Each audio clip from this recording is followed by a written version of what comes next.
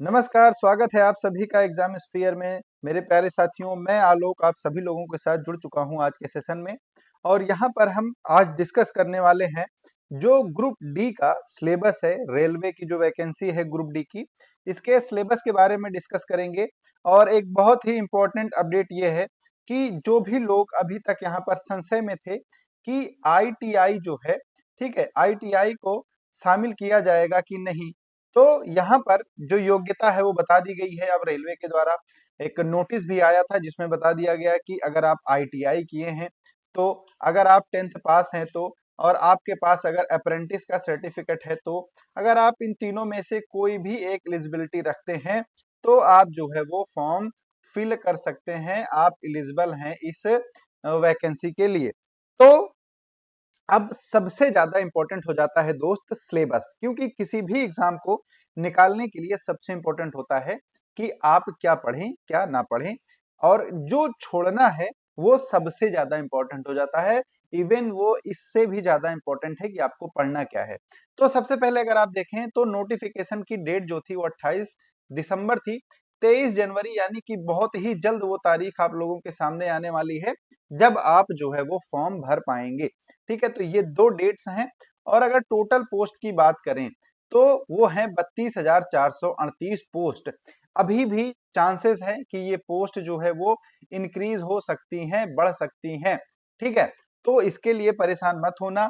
As जो है वो 18 साल से 36 साल, 3 साल का रिलैक्सेशन जो आपको है वो दिया गया है। अगर आप बात करें तो ये उम्र की जो गणना है, आयु की गणना, आपकी एज कब से काउंट होगी, तो वो 1 जुलाई 2025 पे काउंट होने वाली है दोस्त। ठीक है, तो ये चीज आप यहाँ पर ध्यान दीजिएगा। अब आएंगे अपने मेन उस पर। सिलेबस में आपसे टोटल टोटल 100 क्वेश्चन पूछे जाते हैं जो 100 नंबर के होते हैं।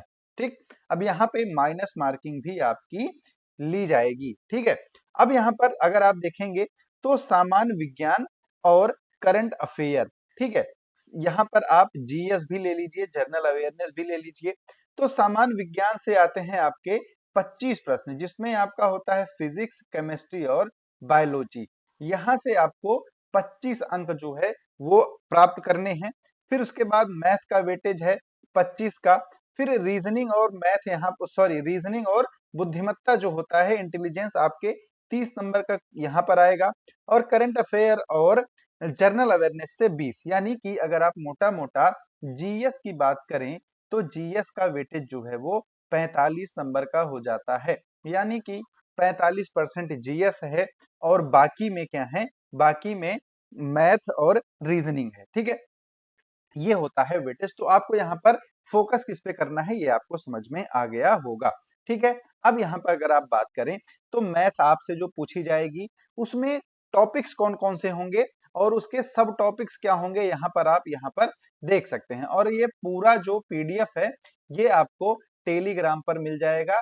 डिस्क्रिप्शन में चैनल की लिंक है, सभी लोग ज्वाइन कर लीजिएगा, वहां पर ये मिल जाएगा। तो सिंप्लीफिकेशन यानी कि सरलीकरण, उसके बाद डेटा इंटरप्रिटेशन, उसके बाद अलजबरा आपकी आएगी, उसके बाद परसेंटेज, फिर नंबर सिस्टम, फिर उसके बाद एवरेज, फिर अनुपात समानुपात यानी कि रेशियो, उसके बाद आएगा मिश्रण। यानी कि आपसे ये टॉपिक्स जो हैं वो पूछे जाने वाले हैं मैथ में। और क्या है, मेंसुरेशन भी आपसे पूछा जाएगा दोस्त, टाइम एंड वर्क आपसे पूछा जाएगा, टाइम एंड डिस्टेंस भी पूछा जाएगा। उसके बाद आपसे पूछा जाएगा सीआई एसआई, साधारण ब्याज, चक्रवृद्धि ब्याज। उसके बाद प्रॉफिट लॉस, फिर संख्या श्रृंखला जो है ये आपसे पूछी जाएगी। उस, उसके बाद ज्योमेट्री, टेक्नोमेट्री और प्रोबेबिलिटी, ये तीनों चीजें भी आपसे मैथ में पूछी जाने वाली हैं। ठीक है, ये सिलेबस है। यहाँ पर आप देखना आपको छोड़ना क्या है और पढ़ना क्या है। ठीक है, फिर उसके बाद अगर आप आएंगे रीजनिंग के सिलेबस पर, तो रीजनिंग में दोस्त आपको क्या पढ़ना है, यहाँ पर आपको आ जाएगा अल्फाबेट और जो आपका शब्द परीक्षण होता है, यानी कि जो शब्दों से एक खेल होता है। सबसे ज्यादा रीजनिंग में क्या होता है, शब्दों का खेल होता है। तो यहाँ पर ये आपसे पूछा जाएगा। फिर वेन डायग्राम आपसे पूछा जाएगा, मिसिंग नंबर आपसे पूछा जाएगा, अंकों का गुम हो जाना जिसको हम बोलते हैं।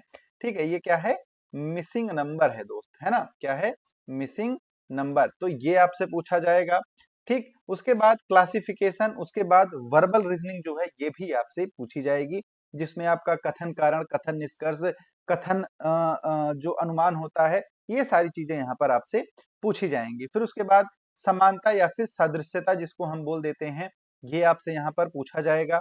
ये रीजनिंग का सिलेबस हो जाएगा। यहाँ पर कोडिंग डिकोडिंग पूछा जाएगा, पजल पूछा जाएगा, दिशा दूरी, ठीक है, ये आपसे पूछा जाएगा, और ब्लड रिलेशन भी आपसे यहाँ पर पूछा जाएगा।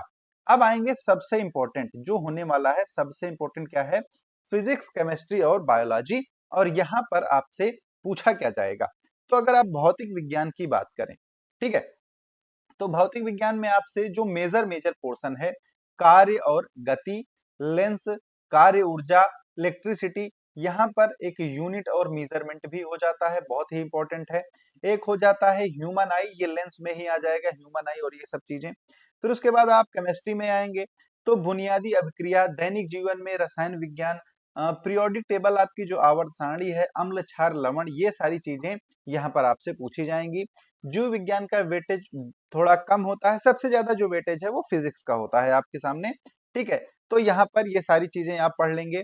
अन्य विषयों में जैसे आप अगर बात करेंगे जीएस में, तो जीएस में आपसे भूगोल, इतिहास, ये सारी चीजें। और अगर आप करंट अफेयर की बात करें तो बहुत ही व्यापक जो सिलेबस दिया गया है, बहुत ही बड़ा सिलेबस आप लोगों के सामने रखा गया है। इसमें art and culture, award, honour, मतलब कि पुरस्कार और सम्मान, उसके बाद इकोनॉमी में क्या क्या घटनाएं घट रही हैं, पुस्तकों मतलब जो हाल ताज में आ रही हैं, लेखक, उसके बाद समितियां और सिफारसें, उसके बाद नेशनल न्यूज, और उसके बाद important personality, important place, defence, important days जो होते हैं, सरकार की योजनाएं जो होती हैं, खेल से संबंधित जो करंट अफेयर है ये मोस्ट इंपॉर्टेंट हो जाता है, राजधानी और मुद्राएं, नियुक्तियां, इस्तीफे, ये सारी चीजें यहाँ पर आपसे पूछी जाएंगी। किसमें? ये पूछी जाएंगी आपसे भाई करंट अफेयर में। उसके बाद भूगोल में आपसे भारत का भूगोल पूछा जाने वाला है, यानी कि जो वर्ल्ड ज्योग्राफी है उसका वेटेज बहुत ही कम है, तो इसको आप छोड़ सकते हैं। अगर एक क्वेश्चन के लिए 1 महीने पढ़ना पड़ रहा है तो उसकी जरूरत नहीं है, क्योंकि 100 में 100 करने की जरूरत नहीं होती है। फिर इतिहास अगर आप देखेंगे तो भारतीय स्वतंत्रता संग्राम मोस्ट इंपॉर्टेंट है, एंशियंट हिस्ट्री, मिडाइवल हिस्ट्री और स्वतंत्रता के बाद का भारत, इसको आप पढ़ेंगे। फिर पॉलिटी की बात करें तो पूरा पूरा सीधे लिख दिया है भारत का संविधान, यानी कि पूरी पॉलिटी आपको पढ़नी है। इंपॉर्टेंट यहाँ पर क्या है, आर्टिकल्स एंड अमेंडमेंट्स, ठीक है। तो जल्दी ही आपकी पॉलिटी की क्लास तो मैं शुरू करने वाला हूँ, सभी लोग चैनल को सब्सक्राइब कर लीजिएगा। इस पूरे पीडीएफ के लिए आप टेलीग्राम ज्वाइन कर लेंगे, जहां पर आपको ये पूरा पीडीएफ आसानी से मिल जाएगा। उसके बाद इकोनॉमी का सेक्शन है, इकोनॉमी भी बहुत ही अच्छे तरीके से आपसे पूछी जाएगी।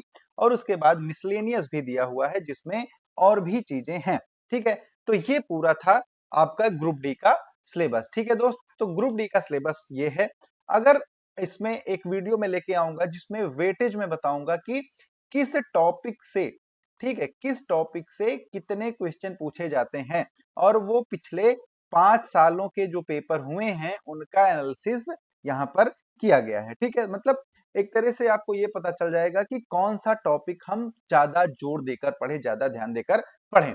और वीडियो पसंद आई हो तो चैनल को सब्सक्राइब करना बिल्कुल मत भूलना, और साथ ही साथ टेलीग्राम ज्वाइन कर लेना। मिलते हैं अपने अगले शानदार से सेशन में, तब तक के लिए आप सभी लोगों को प्यार भरा नमस्कार। जय हिंद, जय भारत।